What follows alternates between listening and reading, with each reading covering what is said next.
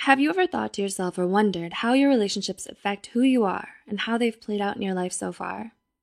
Attachment theory, originated by psychologist John Bowlby in 1968, is one of the fundamental tenets of positive psychology. It posits that people form models of social relationships called attachment styles, based on their early experiences with their parents or primary caregivers and how responsive they were to their needs. This has resulted in 4 major attachment styles: secure, dismissive avoidant, anxious preoccupied, and disorganized. Generally, they can be described like this.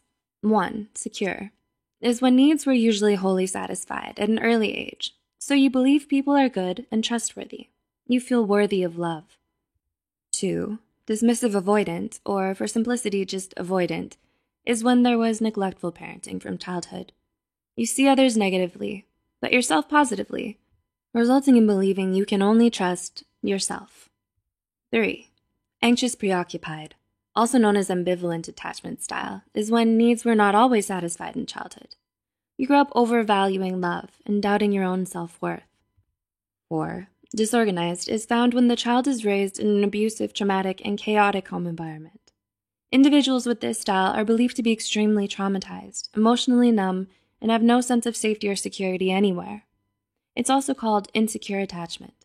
So with that said, let's dive deeper and talk about the 6 ways your attachment style affects your life. 1. Your relationships. Insecure attachment style people have a hard time forming and maintaining meaningful relationships, since they tend to recreate unhealthy patterns from childhood into adulthood. It's generally human nature to seek out the familiar, even if it is negative, because familiar equates to comfort. Avoidants are hesitant to get close to people and have trouble with long-term commitment due to their strong fears of abandonment. They keep their partner somewhat distant so that they can leave before they're left. Conversely, people who've had an anxious, resistant attachment style are desperate for love and intimacy. They hold tight to their partners and are dependent, clingy, and insecure. They tend to distrust others, so they may become jealous and controlling. 2. Your friendships. People who are secure tend to be friendlier and more outgoing. Making friends is relatively easier for them. On the other hand, avoidant children tend to play by themselves and don't bond much with their friends or family, while anxious children become highly sensitive to rejection and may grow up to be people pleasers and conformists who crave social approval and popularity. 3. Your partner. We tend to find partners who resemble our parents, regardless of how negative the parent-child relationship was. Having an avoidant style results in gravitation towards people who are also emotionally unavailable and neglectful of your needs, whereas anxious style individuals are likely to chase those who are inconsistent in their affection, leaving them being the one putting 100% of the effort needed to maintain the relationship. In fact, studies show that having an anxious, avoidant, insecure attachment style makes you more likely to stay in an abusive relationship. 4. Your parenting.